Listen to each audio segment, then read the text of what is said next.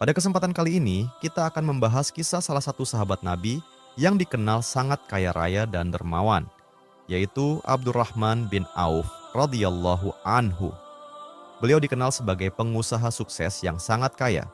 Kekayaannya begitu besar hingga sulit untuk dihitung. Dalam beberapa riwayat disebutkan, ketika rombongan dagangnya melewati suatu daerah, jalan yang mereka lalui bisa tertutup oleh banyaknya unta dan barang dagangan yang beliau bawa. Namun, kemuliaan Abdurrahman bin Auf tidak terletak pada banyaknya harta yang ia miliki, melainkan pada bagaimana ia memanfaatkan kekayaan itu di jalan Allah. Ia tidak ragu berinfak dalam jumlah besar, membantu perjuangan Islam, dan menolong mereka yang membutuhkan. Bagi banyak orang, kaya berarti memiliki harta melimpah.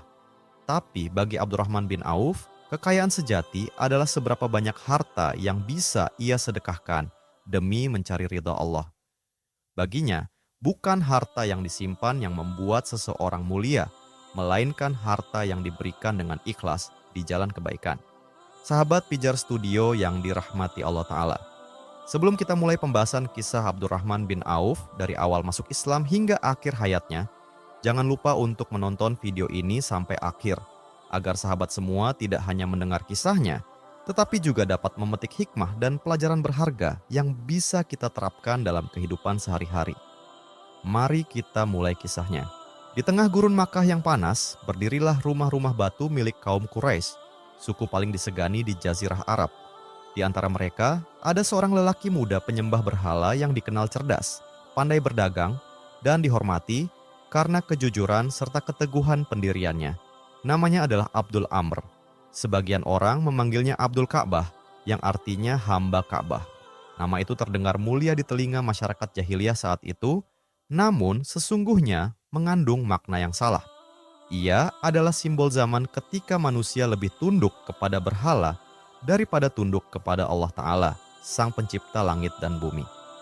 Suatu hari, di Makkah mulai beredar kabar tentang seorang lelaki bernama Muhammad bin Abdullah yang menyeru manusia agar hanya menyembah Allah semata. Seruan itu mengguncang tatanan masyarakat Quraisy. Sebagian menertawakan, sebagian memusuhi, tapi sebagian lain diam-diam datang untuk mendengar. Di antara yang datang itu adalah Abu Bakar As-Siddiq, sahabat terdekat Nabi. Abu Bakar adalah sosok yang lembut, cerdas, dan pandai membujuk hati manusia dengan hikmah. Ia menyampaikan risalah tauhid kepada beberapa sahabatnya dan salah satunya adalah Abdul Amr. Dengan suara lembut, Abu Bakar berkata kepadanya, "Wahai Abdul Amr, tidakkah engkau heran melihat kaum kita menyembah batu, padahal batu itu kita buat sendiri? Bukankah Allah lah yang menciptakan kita, memberi rezeki, dan menurunkan hujan?" Kata-kata itu menembus hati Abdul Amr. Ia merasa seolah mendengar kebenaran yang selama ini ia cari. Dalam keheningan malam, ia merenung hingga akhirnya ia berkata dengan mantap, "Aku bersaksi tiada Tuhan selain Allah dan Muhammad adalah utusan Allah." Maka masuk Islamlah Abdul Ka'bah melalui dakwah Abu Bakar As-Siddiq radhiyallahu anhu. Ketika Rasulullah mendengar nama Abdul Ka'bah, beliau tersenyum dan berkata, "Ubah namamu menjadi Abdurrahman." Sejak saat itu nama Abdurrahman bin Auf menjadi terkenal di kalangan para sahabat. Dari seorang pedagang kaya yang bernama Abdul Ka'bah menjadi seorang mukmin sejati bernama Abdurrahman bin Auf, perjalanannya menunjukkan bahwa hidayah bukanlah milik orang yang paling kuat, tetapi milik orang yang mau mencari kebenaran. Sahabat Pijar Studio yang dirahmati Allah Ta'ala, Abdurrahman bin Auf termasuk 8 orang pertama yang masuk Islam melalui tangan Abu Bakar As-Siddiq. Ia menjadi bagian dari kelompok kecil yang pertama kali menyatakan iman di tengah tekanan kaum Quraisy. Mereka disiksa, dihina, diusir, bahkan diputus hubungan keluarga. Namun hati mereka teguh karena telah merasakan manisnya iman. Setiap malam, mereka berkumpul diam-diam di rumah Al-Arqam bin Abi Al-Arqam, sebuah rumah sederhana di lereng Bukit Syafa. Di sanalah Rasulullah membimbing mereka membaca ayat-ayat Al-Quran yang pertama kali turun tentang keesaan Allah, keadilan, dan kehidupan setelah mati. Di rumah itulah Abdurrahman mendengar firman Allah untuk pertama kalinya, dan sejak itu ia bertekad tidak akan kembali pada penyembahan berhala. Namun masuk Islam di masa itu bukan perkara mudah. kaum Quraisy akan menindas siapapun yang mengikuti Muhammad SAW. Abdurrahman bin Auf yang semula dihormati, kini dicaci dan dijauhi. Perdagangannya menurun karena orang Quraisy memboikotnya. Namun ia tidak goyah. Ia berkata kepada keluarganya, "Aku telah menemukan kebenaran yang lebih berharga dari seluruh daganganku." Ia bersabar, bersembunyi di malam hari, beribadah dalam diam. Di tengah gelapnya Makkah yang penuh tekanan, sinar Islam justru semakin terang di hatinya. Ketika penyiksaan semakin berat, Rasulullah memerintahkan sebagian sahabat untuk hijrah ke negeri Habasyah. Karena di sana ada seorang raja yang adil bernama Najasyi. Abdurrahman termasuk di antara orang yang ikut hijrah. Ia meninggalkan keluarganya, tanah kelahirannya, dan harta bendanya, hanya membawa iman. Perjalanan itu panjang dan berat. Mereka menyeberangi Laut Merah dengan perahu kecil, menghadapi badai dan panas, tetapi hati mereka tenang karena yakin Allah bersama orang-orang yang beriman. Di Habasyah, Abdurrahman bin Auf menyaksikan sendiri bagaimana Islam dihormati oleh seorang raja yang bukan Arab dan bukan Quraisy, tetapi berhati lembut dan mencintai keadilan. Di bawah perlindungan Raja Najasyi, kaum muslimin hidup tenang dan bebas beribadah. Dari pengalaman itu, Abdurrahman belajar bahwa Islam bukan milik suku atau bangsa tertentu, melainkan cahaya yang diturunkan Allah untuk seluruh umat manusia. Setelah beberapa waktu, tersiar kabar ke Habasyah bahwa kaum Quraisy Makkah telah memeluk Islam. Kabar itu membuat kaum muslimin gembira. Mereka pun bergegas pulang ke Makkah dengan penuh harapan. Namun kenyataannya, kabar itu palsu. Kaum Quraisy justru semakin keras menentang dakwah Nabi Shallallahu Alaihi Wasallam. Abdurrahman bin Auf kembali menghadapi tekanan, tapi ia tidak menyesal. Ia tahu setiap langkah hijrah adalah bagian dari perjuangan menuju Allah. Beberapa tahun kemudian, ketika Rasulullah hijrah ke Madinah, Abdurrahman kembali termasuk di antara mereka yang meninggalkan Makkah untuk kedua kalinya. Madinah saat itu bukanlah kota besar, namun memiliki kehangatan yang tidak dimiliki Makkah.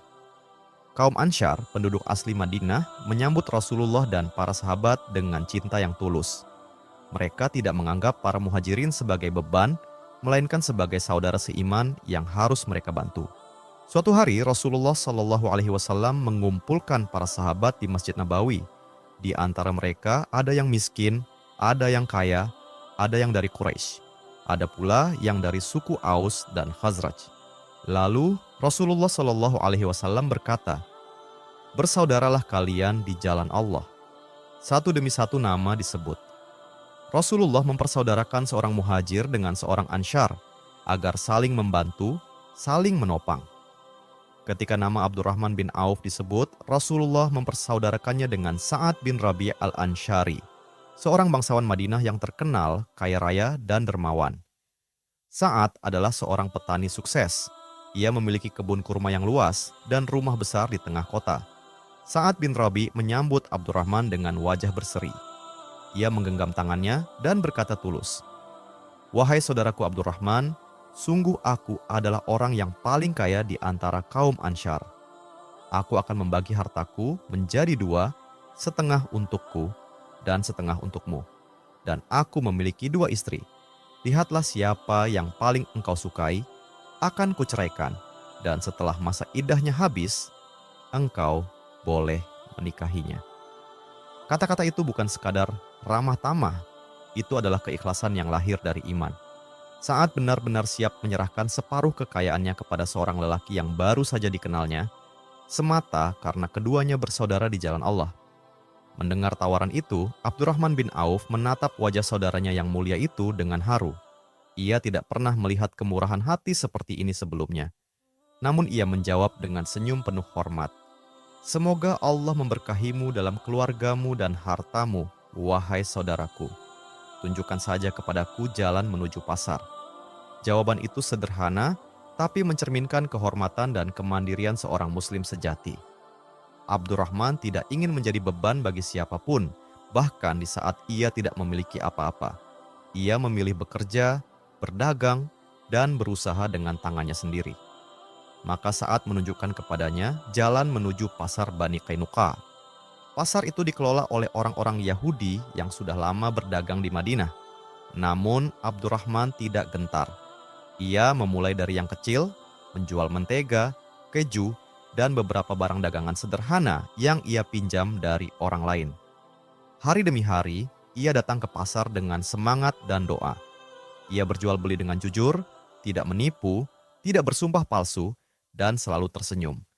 Dalam waktu singkat, pelanggan mulai mempercayainya.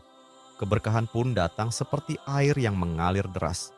Setiap kali ia berdagang, Allah menambah keuntungan. Ia sendiri pernah berkata, "Aku tidak pernah berdagang kecuali aku merasa Allah menurunkan keberkahan di dalamnya." Hanya beberapa minggu setelah itu, Abdurrahman sudah mampu membeli pakaian baru dan memberi mahar untuk menikahi seorang wanita dari kalangan Ansyar. Suatu hari, Rasulullah melihat pada pakaian Abdurrahman bin Auf ada bekas minyak wangi berwarna kekuningan. Beliau tersenyum dan bertanya dengan lembut, "Wahai Abdurrahman, apa ini?" Abdurrahman menjawab, "Aku baru saja menikah, wahai Rasulullah." Rasulullah bertanya lagi, "Mahar apa yang engkau berikan kepada istrimu?" Ia menjawab, "Seberat biji kurma dari emas." Maka Rasulullah bersabda, "Semoga Allah memberkahimu. Adakanlah walimah, walau hanya dengan seekor kambing." Begitulah awal keberkahan hidup Abdurrahman bin Auf di Madinah, dimulai dari tangan kosong, lalu Allah limpahkan rezeki karena kejujuran dan kepercayaannya kepada Allah Ta'ala. Dari persaudaraan ini, kita belajar bahwa keimanan sejati tidak hanya diucapkan di lisan, tetapi diwujudkan dalam tindakan. Abdurrahman menunjukkan izah atau kehormatan diri dan kemandirian, sedangkan saat menunjukkan ikhlas dan kasih sayang tanpa pamrih. Dua jiwa itu saling melengkapi, satu memberi, satu berusaha. Dan dari keduanya lahir teladan besar yang menggetarkan dunia Islam sampai hari ini. Sahabat Pijar Studio yang dirahmati Allah Ta'ala.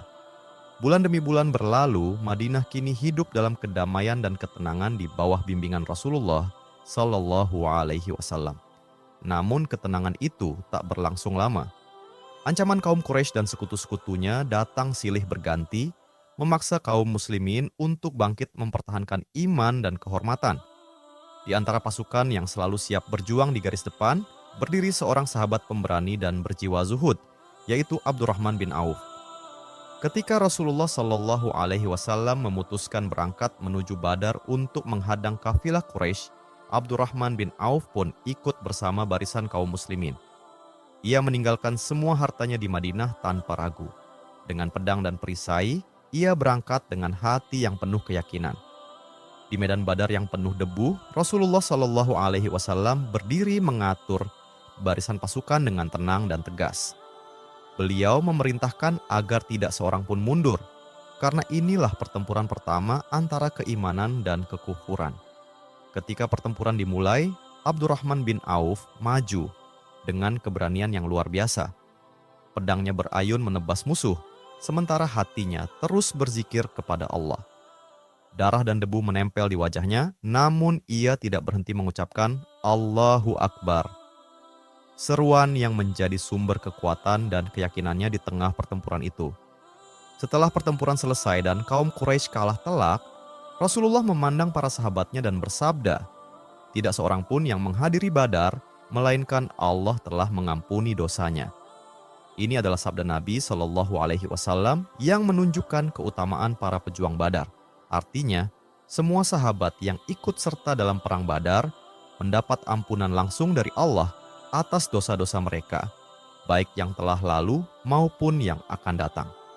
Hal ini karena keimanan dan pengorbanan mereka pada saat Islam masih lemah sangatlah besar.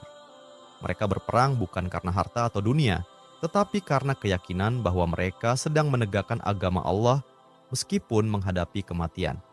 Setelah kekalahan kaum Quraisy di medan Badar, mereka merasa sangat terpukul dan dipermalukan.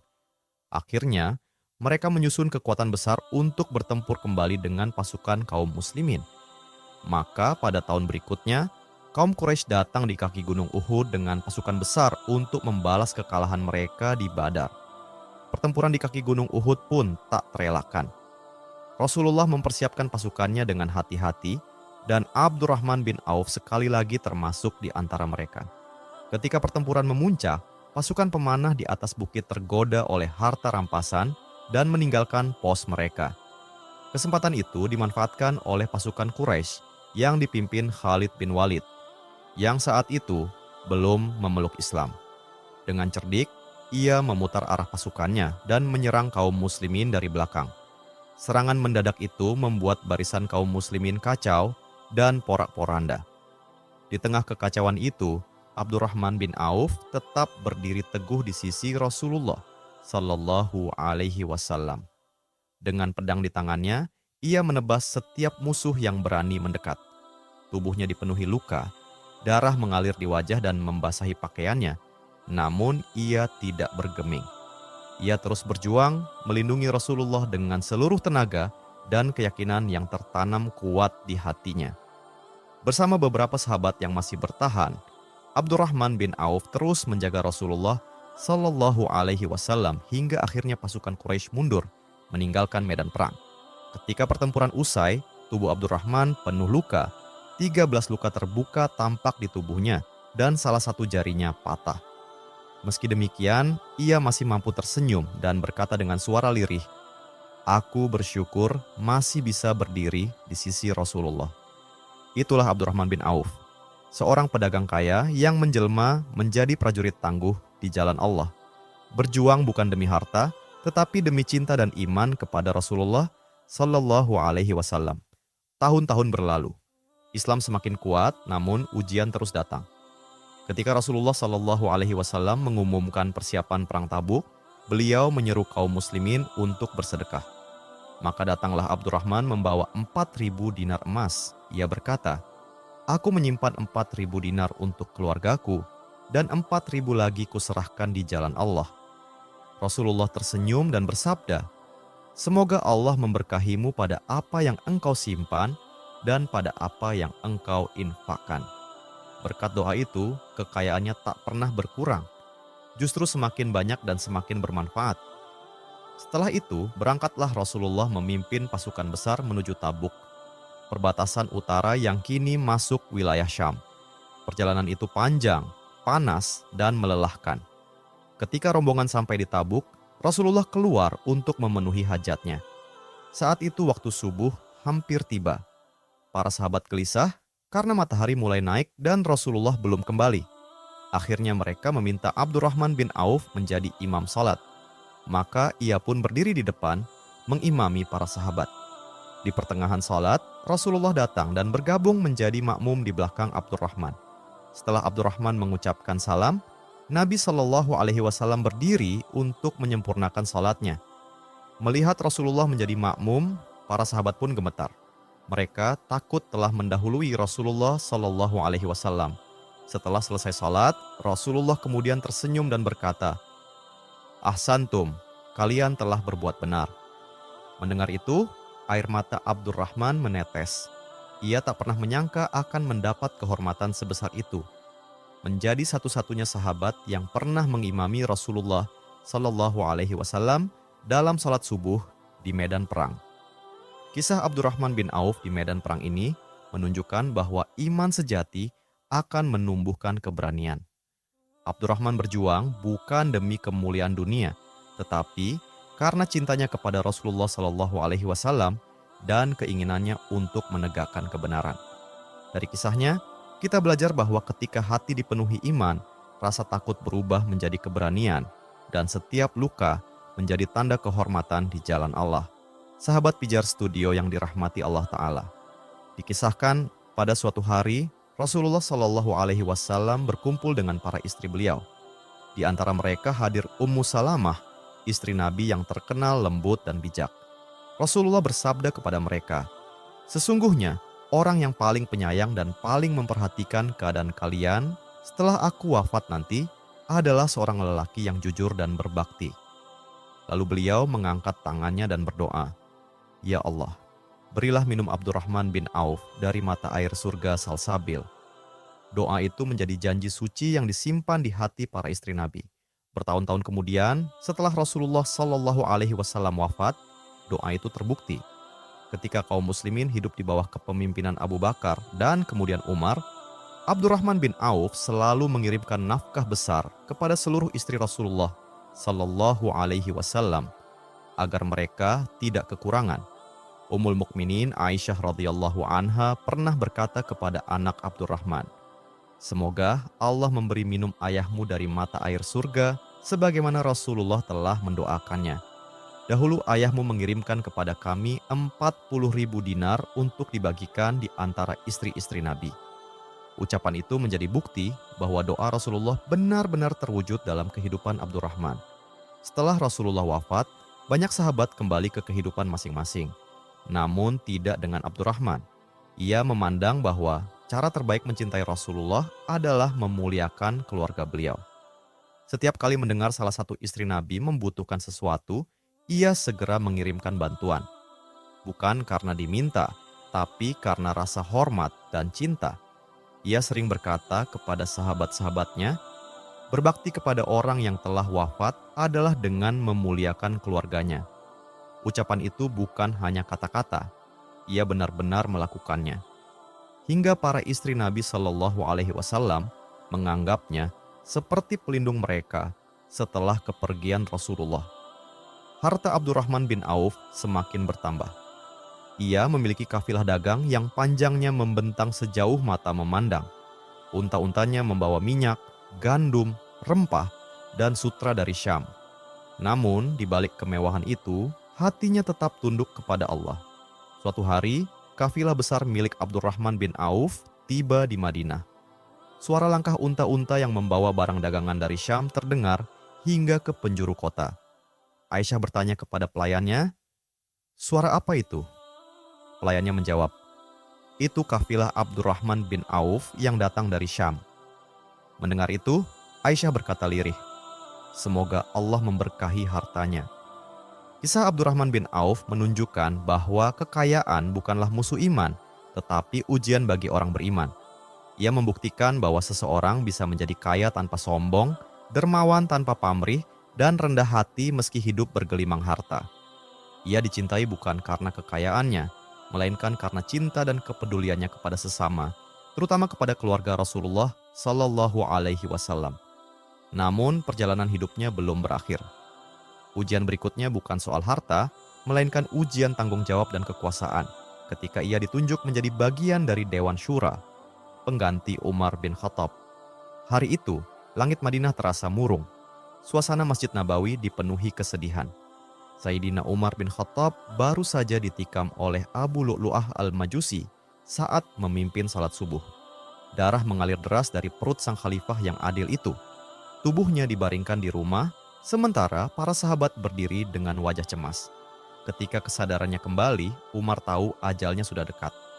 Ia memandang para sahabat yang setia menunggunya dan berkata dengan suara lemah tapi tegas, "Jika aku mati nanti, kuburkanlah aku di samping dua sahabatku, Rasulullah Shallallahu Alaihi Wasallam dan Abu Bakar As-Siddiq."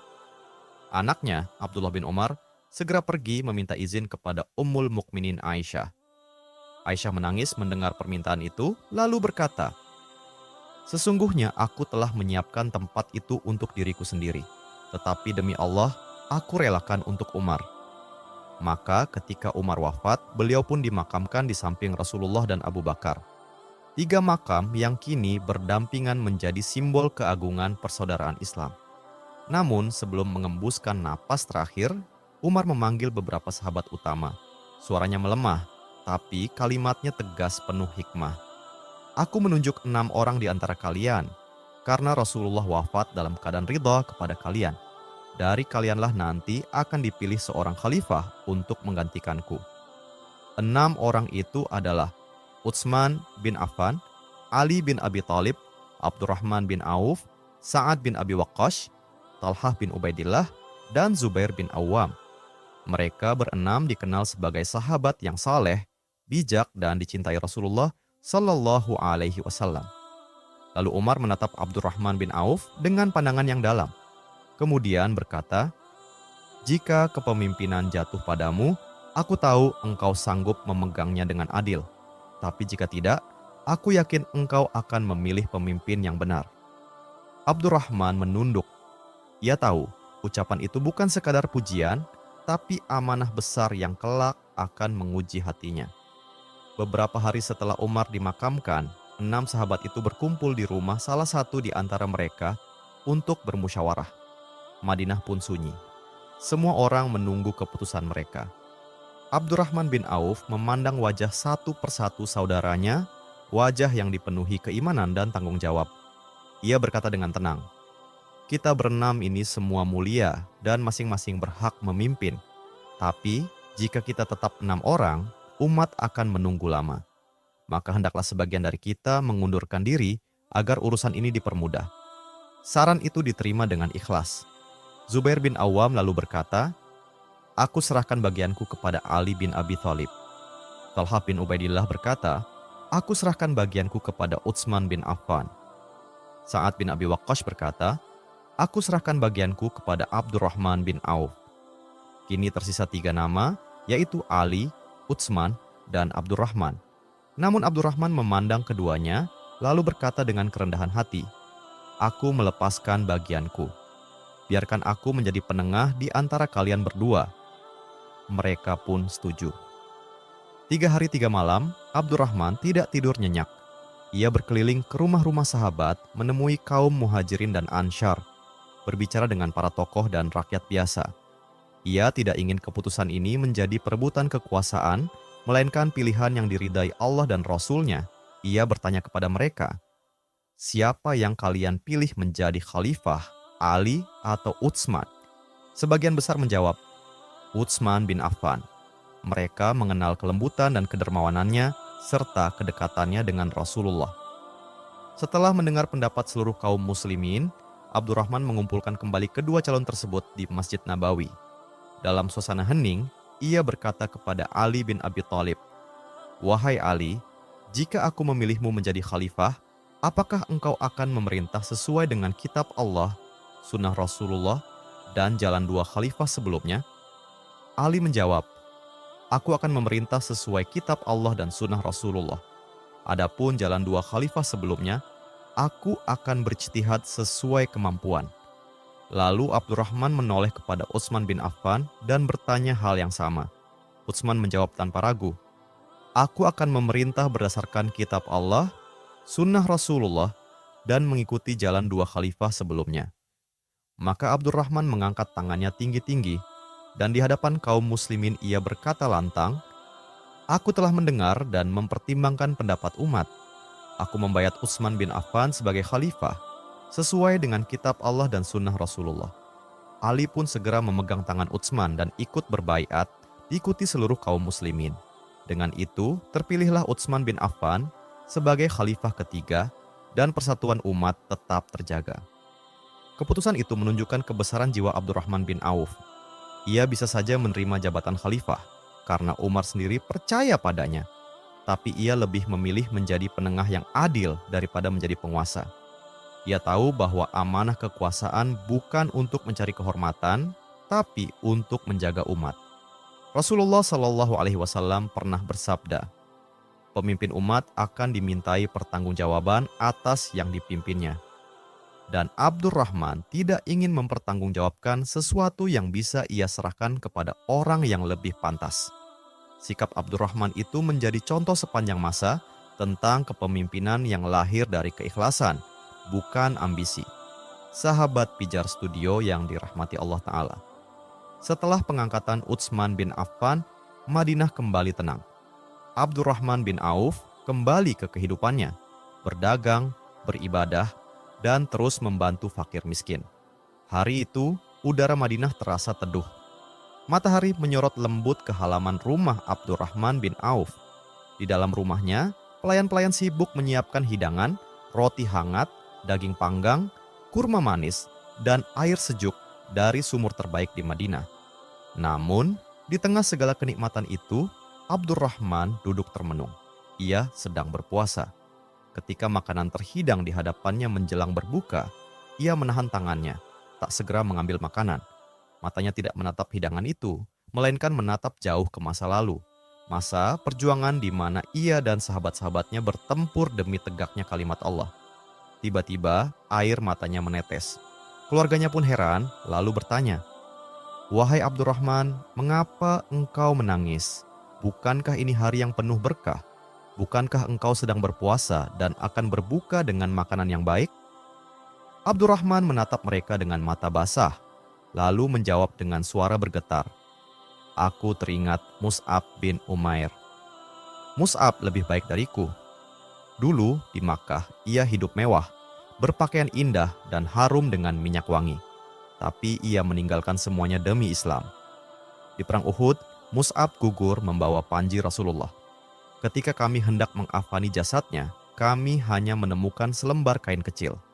Jika kain itu menutupi kepalanya, kakinya terbuka. Jika ditutupkan ke kakinya, kepalanya terbuka." Suaranya mulai serak menahan tangis. Kemudian, aku teringat Hamzah bin Abdul Muthalib, singa Allah dan paman Rasulullah, yang juga gugur di Uhud. Mereka semua telah pergi sebelum menikmati buah kemenangan, sebelum merasakan kemakmuran Islam. Ia mengusap air matanya dengan tangan gemetar, lalu berkata lirih, "Sedangkan aku kini makan makanan lezat, minum air dingin, dan hidup dalam kenyamanan. Aku khawatir ini semua adalah bagian dari nikmat yang disegerakan untukku di dunia dan tidak ada lagi untukku di akhirat nanti." Lalu Abdurrahman menunduk, tangisnya pecah. Air mata itu bukan air mata kesedihan, melainkan air mata ketakutan akan kenikmatan dunia yang bisa melalaikan akhirat. Ia mengajarkan bahwa orang yang paling takut kepada Allah bukanlah orang yang banyak dosanya, tapi orang yang paling besar nikmatnya. Semakin besar nikmat, semakin berat pertanggungjawaban. Dan justru karena itulah ia menangis. Bukan karena lapar, bukan karena lemah, tapi karena cinta yang mendalam kepada Allah dan Rasul-Nya. Di usia senjanya, Abdurrahman bin Auf hidup dalam kedamaian batin.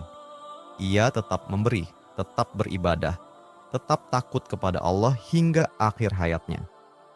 Abdurrahman bin Auf wafat di Madinah sekitar tahun ke-32 Hijriah pada usia lebih dari 70 tahun.